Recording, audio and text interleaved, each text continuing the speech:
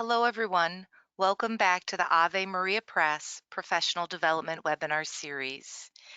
In this webinar, Regina Boyd will lead us in an exploration of healthy human relationships and how God uses them to heal others. My name is Erin Pierce. I am the Ministry Resources and Special Initiatives Manager at Ave Maria Press. Everyone in the audience is muted today, but you are able to ask questions. Questions can be sent to our presenter using the questions box or section of the GoToWebinar panel, and I'll read as many of those as possible at the end of the presentation today. This webinar is being recorded, and a link to the recording will be sent to you tomorrow via email. With that, I would like to welcome and introduce our presenter today. Regina Boyd is a licensed mental health counselor and marriage and family therapist. She is the founder of Boyd Counseling Services and a contributor to the Hallow app. She earned a bachelor's degree in psychology from the University of Central Florida and a master's degree in mental health counseling from Rollins College. Boyd has presented extensively on the intersection of mental health and Catholicism for national organizations, including the Catholic Campus Ministry Association, Given Institute, Femme Catholic, and the Archdiocese of Philadelphia. Her work has been featured by Catholic Women in Business, Femme Catholic, and on the Sirius XM's The Catholic Channel. And she also has published a two-book set with us, Leaving Loneliness Behind.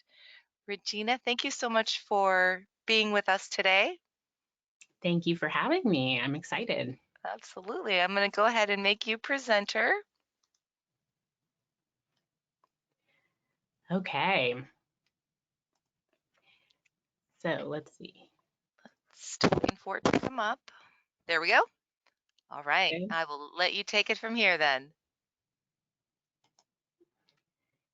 I want you to consider those most meaningful relationships that you have in your life. And in particular, what do they have in common? What's that common thread? What makes them meaningful for you? What we're going to talk about today is how God wants you to have great relationships, to experience his love and be healed and affirmed in who you are as a child of God.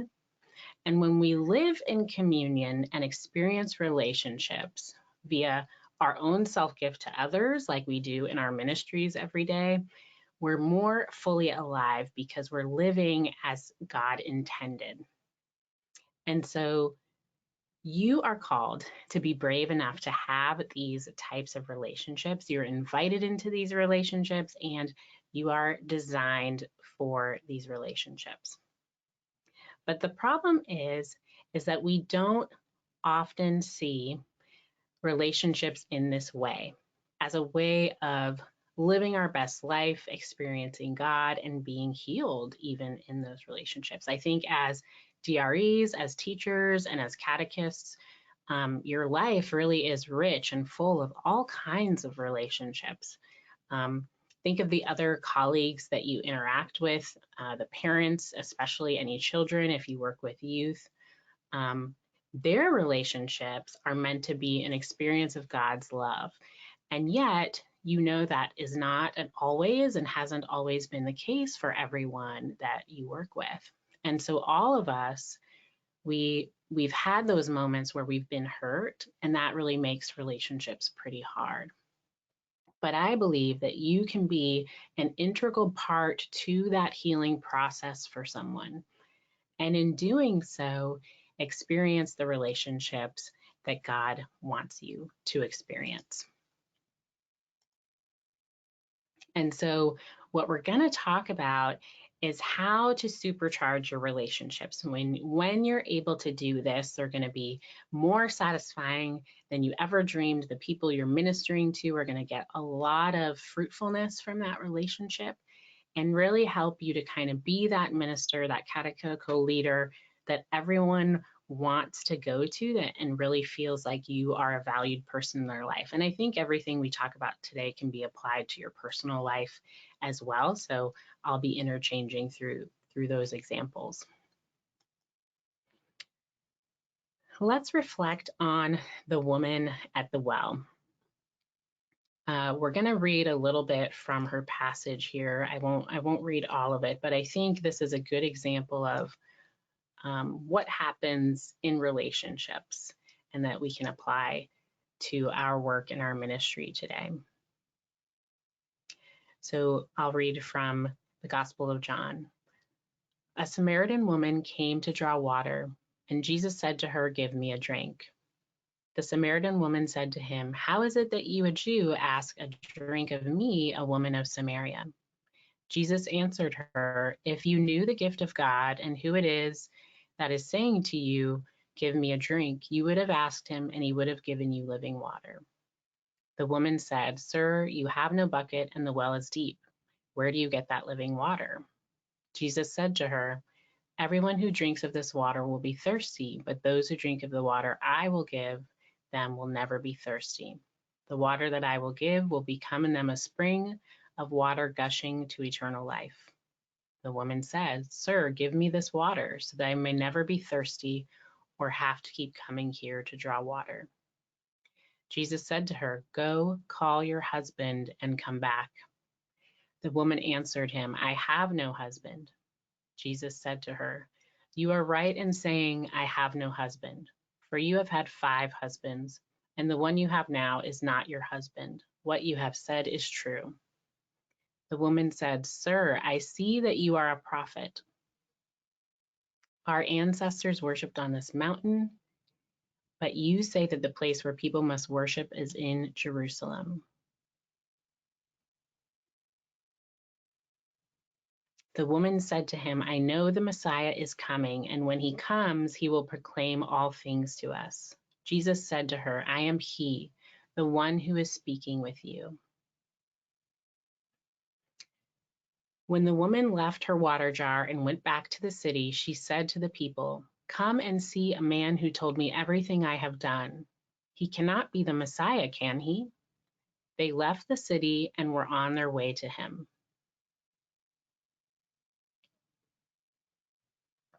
And then I'll read from the very end.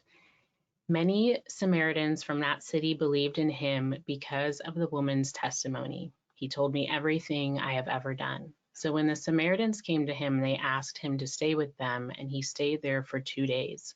And many more believed because of his word. They said to the woman, "It is no longer because of what you said that we believe, for we have heard for ourselves, and we know that this truly is the Savior of the world."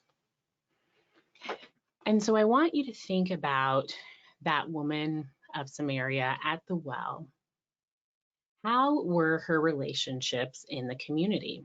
And feel free, you can put this in the chat if you would like, you can reflect. I'd love to hear any thoughts if you have them.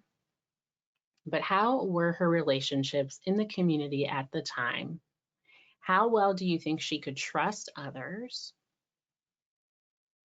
Was she able to be vulnerable with Jesus, and what changed? So if you have any thoughts, and Erin, if anything comes through, feel free to share anything. Yep. I think people have to put it in the questions and I can read them to you. Okay.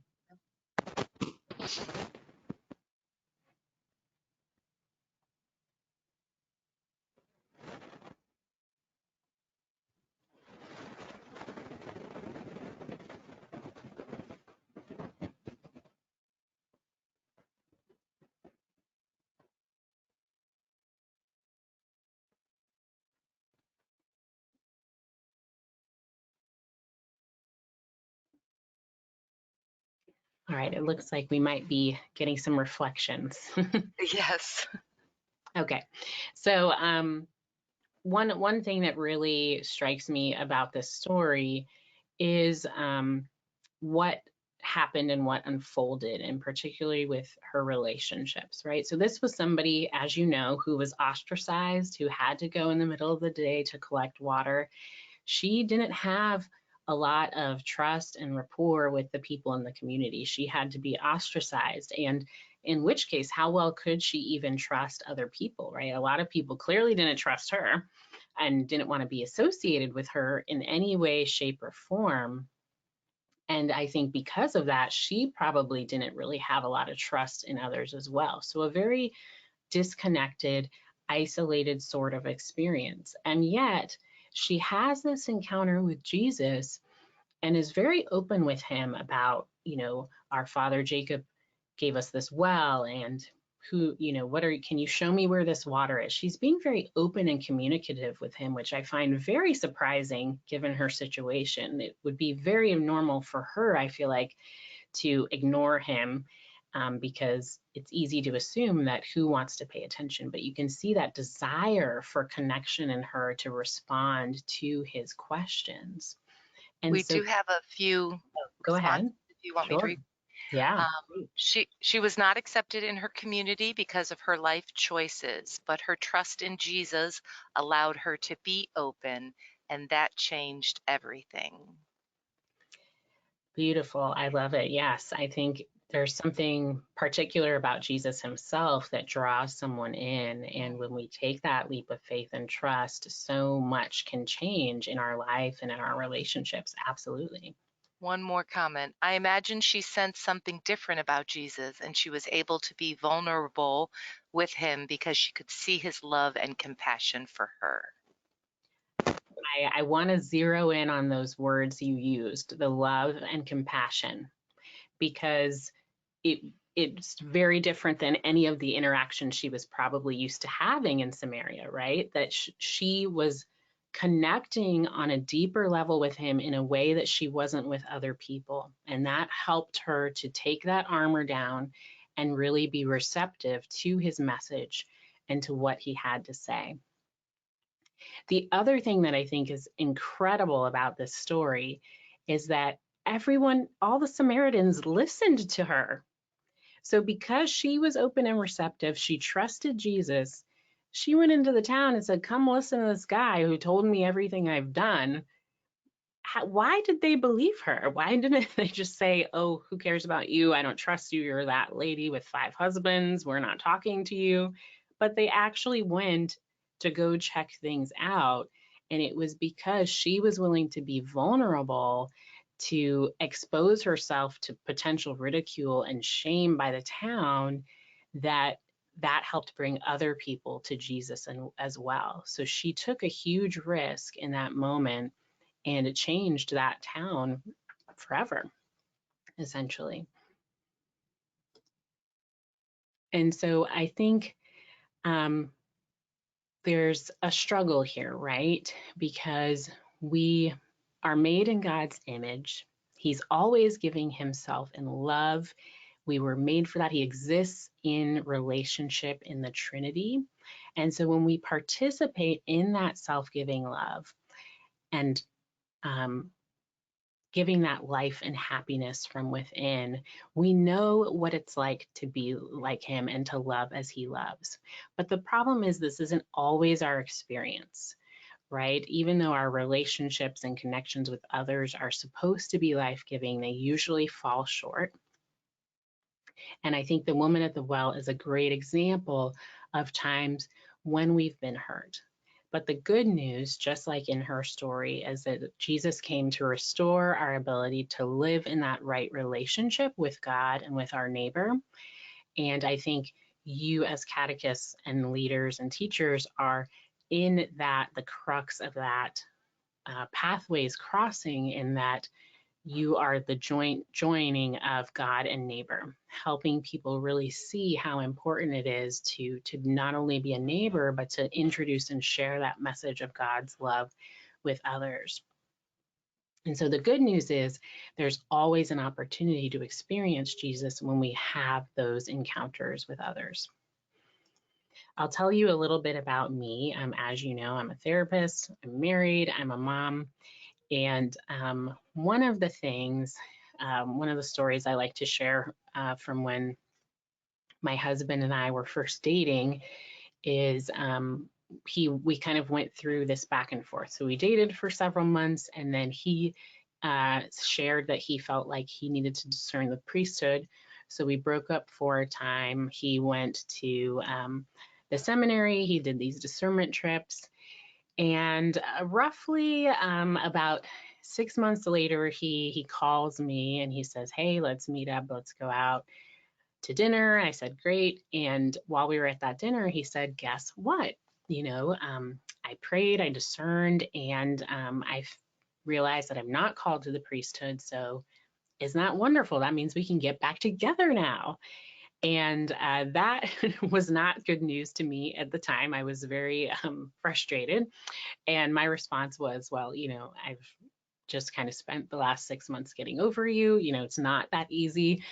And so began this long process of us in communication with one another, talking, but not really having a definition around our friendship. By that point, we met in college, and by that point, our friends were the same. And so it was very often that I would get a phone call and say, "Hey, we're all going to the movies." I'd show up, he'd be there. It was just kind of, we couldn't really get away from each other at that point, because our friend group was just so close. Um, and so what really happened was, um, there was a lot of healing that needed to take place in my own heart in order to be willing to open up and to trust him again. And so I think that, after some prayer, after some time, after about a year and a half and going on retreats and whatnot, we found our way back to each other. Thanks be to God. His patience is, I'm very grateful for every day. Um, but I think that I want to share that example because, we don't all have perfection happening in our relationships at any given time. We have those moments where we get hurt by one another. We're all working on these. I'm working on it just as much as you are. But I do know that when I am successful, when I do the right thing in the right way, my relationships usually end up being better.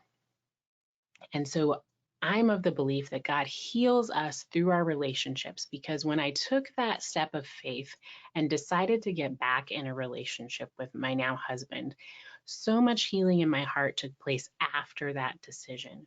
That the possibility that God can really heal us when we enter into relationship with someone, and not just a romantic relationship. It can be a professional relationship, a ministry relationship, it can be a friendship.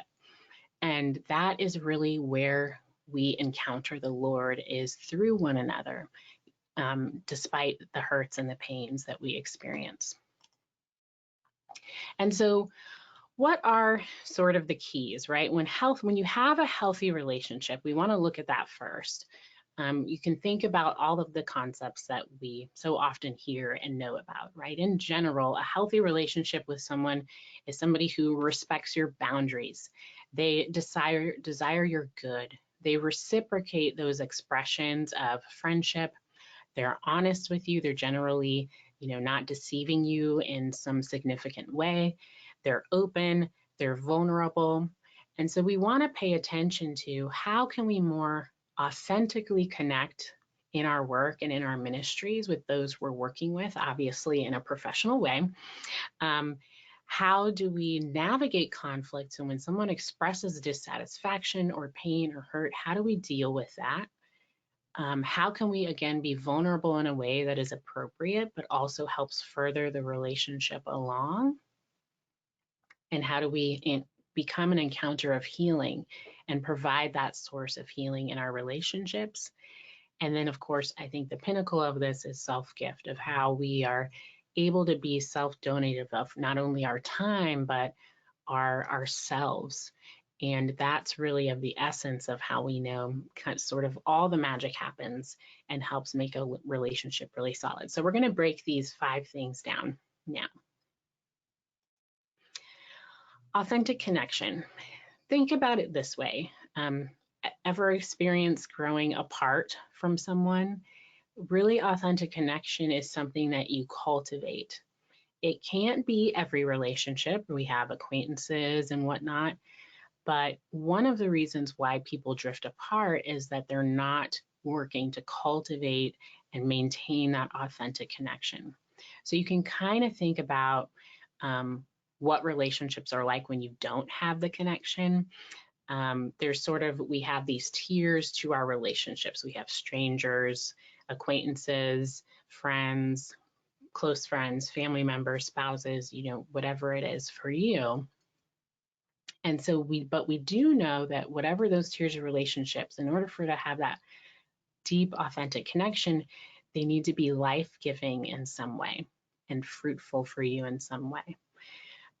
We know that babies in orphanages, we've heard those stories that babies who don't get picked up and held, they often die because of a lack of any human connection. So it's integral to us. We all need it. And so I like to think of it as if people are on rafts. So imagine all the people you're in relationships with floating on rafts.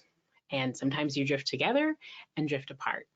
But some people have paddles with their rafts and they make those efforts to get closer to one another. And so it takes some paddling every now and then to stay close.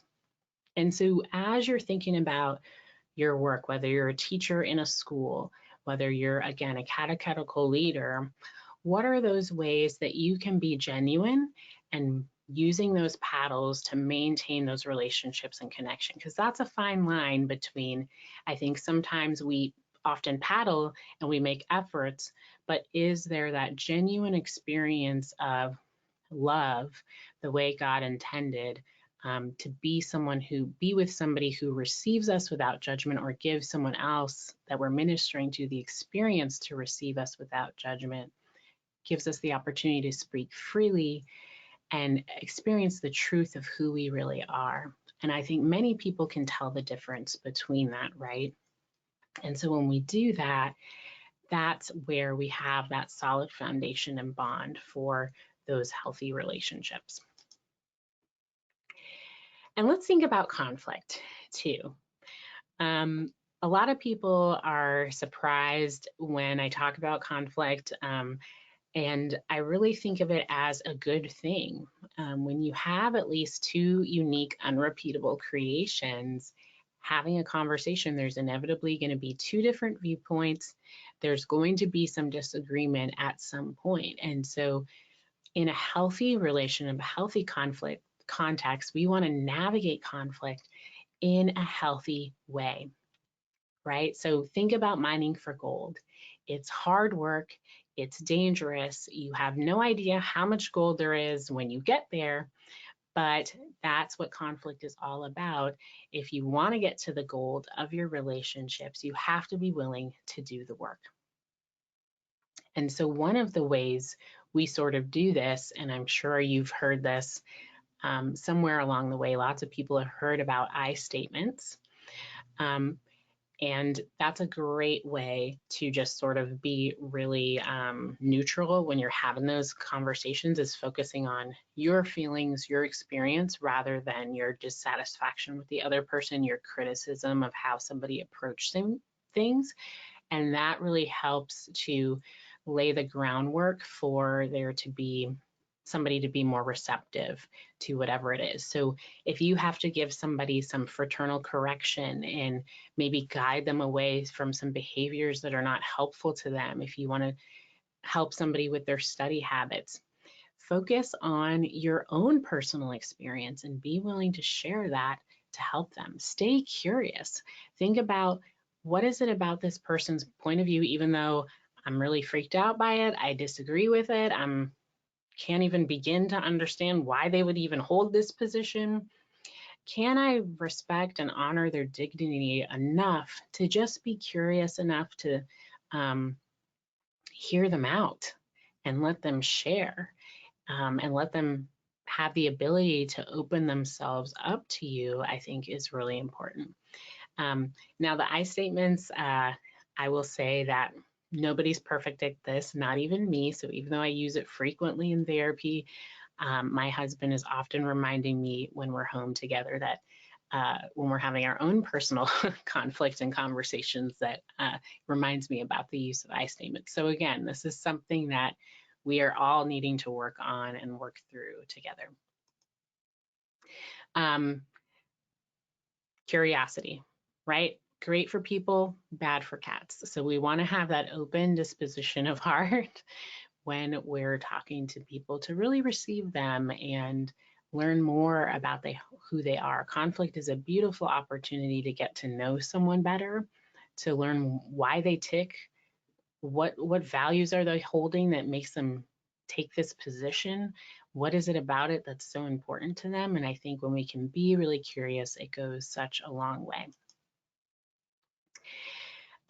Conflict, I would say, when it gets in the unhealthy range, we want to pay attention to red flags: criticism, insults, blaming, defensiveness, gaslighting. All of those things are signs when the conflict is now getting to a range where we want to be avoiding and redirecting. If you're still in that range of open dialogue and respectfulness, then we're in a safe zone of healthy conflict. But if we get into insults and unreceptivity and manipulation, then we're in a situation where we want to redirect.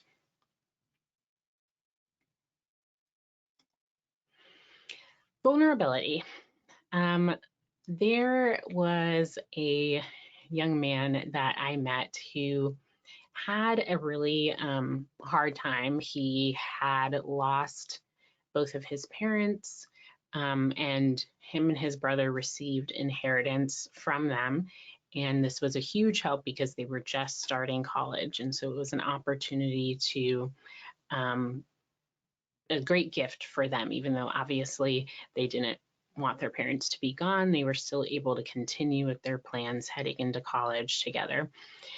And at a certain point after the winter break, one of the brothers stayed behind a few days and the other brother headed back to campus.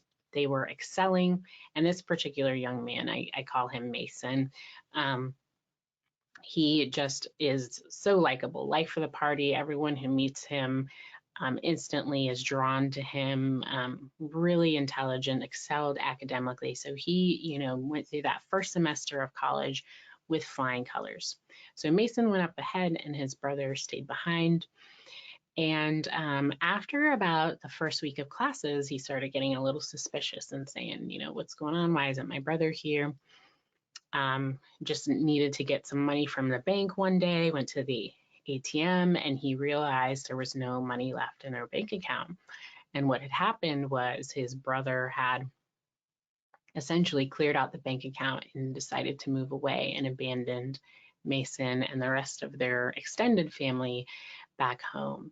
And so, because of this betrayal, Mason had a really hard time. He was couch surfing, trying to survive and pick up odd jobs to get through the rest of this college semester. But what really impacted him was his relationships. Again, he was very likable, so it was very easy for him to meet young ladies, go out on dates. But the dating stayed very shallow. It was hard for him to take anything to a deeper level or become more serious, and women couldn't really tell how serious of a guy he was because he wasn't willing to be vulnerable. And in a certain way, rightly so. He had been hurt very badly. And so there was this guard up. He had been through a traumatic experience of losing his parents and now his brother in a really surprising way, meaning brother moving away. And so after speaking, he realized he didn't really know how to have a normal relationship because he had been hurt by so many people. And he was afraid to get hurt again. It's kind of like what Mason had to do was learn that not all stoves are hot. Just because I got burned on this one particular stove doesn't mean that anytime I see a stove, I need to be cautious about getting hot again. But it's certainly because of his experience, it's certainly you can understand why he would be guarded about that. And so vulnerability is tricky. It's a catch-22 because anytime you open up and share more of your life with someone else, you are instantly exposed to risk and to hurt. But the catch-22 is that you can't develop a deeper relationship or have sort of that corrective healing experience without being willing to share. And I think in a ministry context, when we're talking about vulnerability, we can again be mindful of the type of examples we're sharing. So maybe sharing about your own personal experience in prayer, or something that happened to you when you were in youth group, or if you were a teacher, something that happened to you again when you were a high school student, and something a teacher did for you that was really helpful that you want to pass on to them. So we can be mindful about how can we be vulnerable in appropriate ways, but every time that we open up, it really creates a lot of fruit and strength in our relationships. So think about, who are those people in your personal life or in your work life, in your ministry? Who are those people you should be vulnerable with and who you shouldn't be? Because we shouldn't be vulnerable with everyone. We just don't need to be sharing information with a random person that we just met yesterday or something like that. But that people have to earn the place to have be worthy of our vulnerability. There has to be a sense of emotional safety, a lack of emotional abuse. Somebody's not, we have to know they're not going to trust and share your information with the whole world. Are they going to keep your privacy and maintain that for you? And so, first of all, who are people that you think are worthy of that vulnerability? Who are people are not? So we have to be discerning about who we even share with. But then, if we know who those people are, how can we take advantage of those opportunities to, again, deepen and further the relationship and create that pathway for healing when we open up?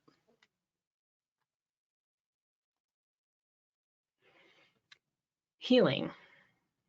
Um, so here's the thing. God really wants to meet us and wants others to meet him through us in these moments. So, anytime we have a past wound or a hurt that sort of comes to the surface, we're triggered in some way or we're reminded.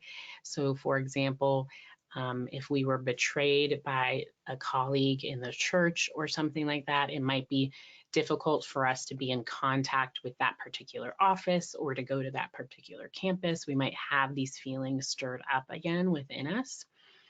And so what I view those moments as our invitations to healing.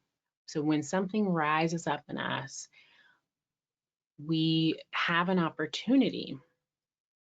We are healed through Christ's wounds, and we experience transformation, growth, and redemption through our wounds united to his.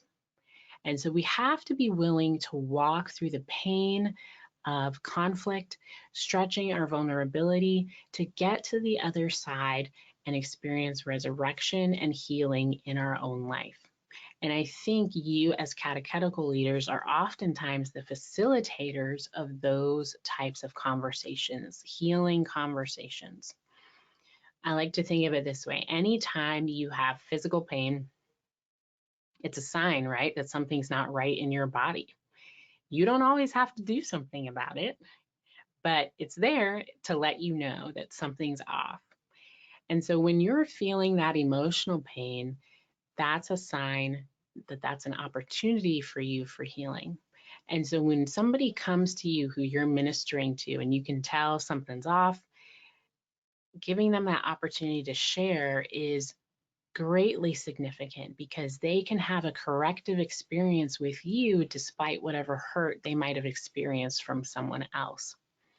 And so I don't want you to underestimate the value of what that is. We don't have, as ideal as it would be to experience healing with that individual, sometimes those processes, as you know, can take years. And so you can be in the gap of that time of planting those little seeds and moments of healing and letting that person experience God through you, because you were willing to wade into the discomfort of that conversation, even when you don't know what to say, even when you don't have the words, providing that opportunity for them. I knew a woman whose husband committed an infidelity. He cheated on her, and they worked really hard to save their marriage. But it was a process. There was lots of betrayal, mistrust. they had to rebuild a whole new relationship essentially and deal with the trauma of what happens when there's an infidelity. Because again, our relationships are foundational to our existence. The same way we need air, water, food, shelter, clothing, all of that, we also need healthy relationships. And so when an infidelity happens in a marriage, it's traumatic the same way it'd be traumatic if we didn't have shelter, food, or clothing, because we need that stability to feel emotionally intact, psychologically intact. So there was a lot of work there. But what really became healing in this one particular relationship was the husband's willingness to change, his willingness to meet his wife where she was at in the emotions, in the mess, in all of the questions of what happened and why did you do this. He was willing to sit with her through all of those trauma responses. And that is really what healed her. That is what gave her the willingness to forgive. And that space between them was the willingness. So the willingness in and of itself became healing. And so I think, again, you have a great opportunity in your willingness to sit with people in those uncomfortable situations and provide ways for them to heal as well. Let's talk about self-gift. We are very countercultural as Catholics when it comes to self-gift. There's lots of ways that the gospel has been absorbed into our culture, but lots of ways that it hasn't. So, for example, in general, most people will agree that it's not a good idea to abuse children, right? Whatever faith background or no faith, everyone's kind of on the same page about that. And I would argue that that's a Christian value of how we should treat one another. But there's other things that, or you might be applauded, right, as a parent that you choose to, I don't know, forego buying that bottle of wine so that you have enough money to give your child a meal. Everyone's very happy and celebrates those types of sacrifices and self-gift. But what about when it comes to something a little more controversial? For example, not great practices with I'm sorry, I'm blanking on the words right now, labor overseas and companies that we support in regards to what's morally acceptable. How much should I participate in my finances going towards this company when I know labor is not the best? That this company is using labor that could potentially be immoral or unethical. Now all of a sudden we have some bristling. Well, sometimes it's necessary because of XYZ, right? And so there are these ways when we can make sacrifices that aren't always as easy and not readily available. And I think that self-gift is the crowning jewel of all of these 5 keys of healthy relationships. The first 4, connection, healthy conflict, vulnerability, and healing, they're only made possible when we're willing to be in this disposition of self-gift, to be self-donative. If you're not selfless, right, it doesn't matter how well you communicate because you're not willing to listen. And self-gift is really us imitating God's love, especially when it's culturally difficult. I think forgiveness is a great example. Mercy, not really popular in the mainstream these days. We always see those beautiful examples when somebody has a family member who maybe has been killed, and you see someone stand up in front of the judge and say to that killer, I forgive you for whatever reason. Not popular, right? It's really hard in those situations to do. And so are your relationships one in which you're willing to lay down your life, so to speak, on behalf of another person, fulfill that calling that we have, and thus, by doing so, lead others closer to Christ? Self-gift is truly a participation in the love of God because he is in this eternal exchange of self-gift in the Trinity. And if we're made in his image, that means we're made like that too. To accept and to live our identity is to live in self-gift. I want to add that when you are pulling those late nights, when you are planning ahead for whatever future events, when you maybe go out of your way in your ministries, right? The ministry of itself is a gift, but I'm thinking outside of the bounds that would be your typical everyday type of work. That's really when we're being self-donative. When it stretches a little bit, when it hurts, when we can kind of feel the sacrifice there.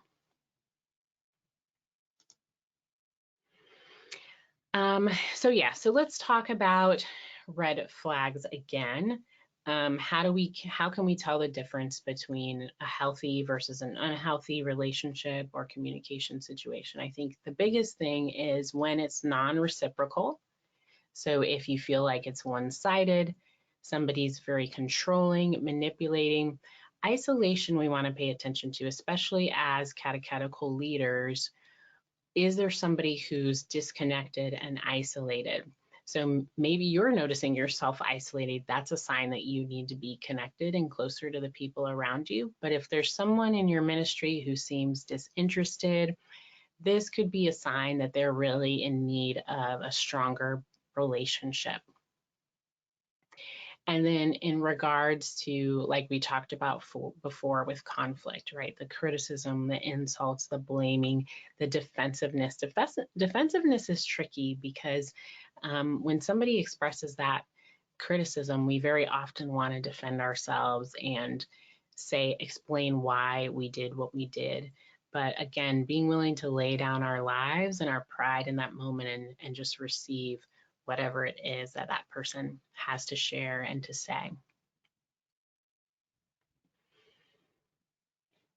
So I think I am coming to the end here. Oh yes, one of the things I did want to mention too about self-gift is that you can think about bids for connection. So the same way we can notice somebody self-isolating, we can also pay attention to when somebody is interested in connecting more with us. And usually it happens in very simple ways. It can be somebody saying, "Oh my gosh, did you watch the game the other night?" Or "Can you believe this happened? Can you believe somebody on the news said this?" Those are all little moments for your attention. And I want you to kind of view that as an opportunity to put more money in somebody's emotional bank account. So anytime somebody lobs some type of comment or discussion out there, it's a free opportunity to build up that bank account in someone's relationship, ministry, personal, or otherwise. And therefore, it buffers you and protects against conflict in general, but it also helps to establish that authenticity and that genuine connection and help somebody feel real rather than orchestrated through events or something we might be doing.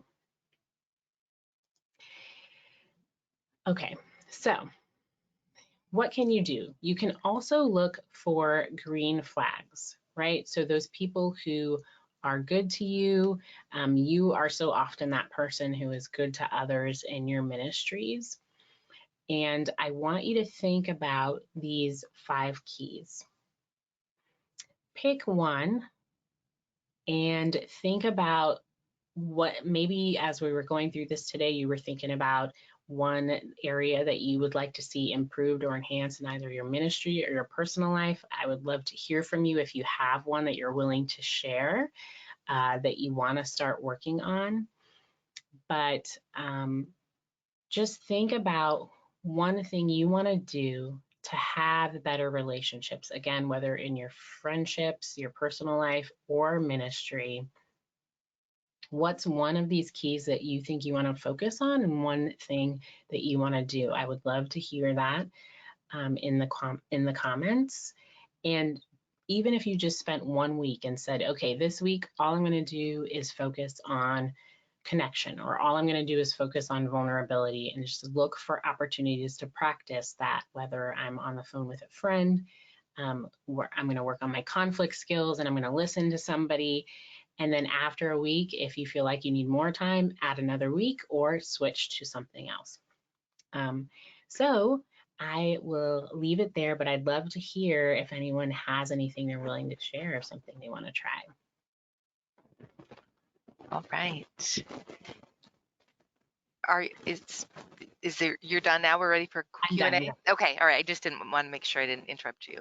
Yeah. Thank you so much, Regina. This was really very interesting. And as you were, and I invite everybody now to send in any comments, whether it's the one thing you're going to focus on, or, I kept imagining real scenarios, right, that a ministry leader would encounter. And so if there's something regarding that you want to share and get maybe some of Regina's expertise, please feel free to do that also. I like that you said just pick one, right? Pick one. It could be overwhelming to think that we have to apply all 5 of these keys automatically. But the key is to start, right? Start making some movement. Absolutely. I mean, we, in my field, we very much celebrate small baby steps because Mhm. that's how you get to where you want to go. And so, one at a time, that's really the only way we can do it. So, we might as well celebrate that. Absolutely. Again, as you were talking, I was thinking about being in a role as a teacher or a pastoral leader, a pastor, you name it. Um, it might be hard to resist that urge to want to fix. I use fix that person, or, oh, here, I have the solution for you, right? You should do this. Or how can you help us resist doing that? It's a lot of pressure because in a lot of ways, people are coming to you for the answers and for the information. And so there's that sense of I gotta have the answer. That's why they're asking me the question. I need an answer. But I think there's so much value in excuse me, sitting with someone and being willing to share in the experience with them. Tell me more about that. How is that impacting you, your family? Excuse me. Um, and empathizing, I can't believe this is so hard for you. I think that really can make a huge difference. That's okay. Take your time. Sorry, I think I have dust or something. Yeah, that's okay. Um, and so it's okay to not have all the answers.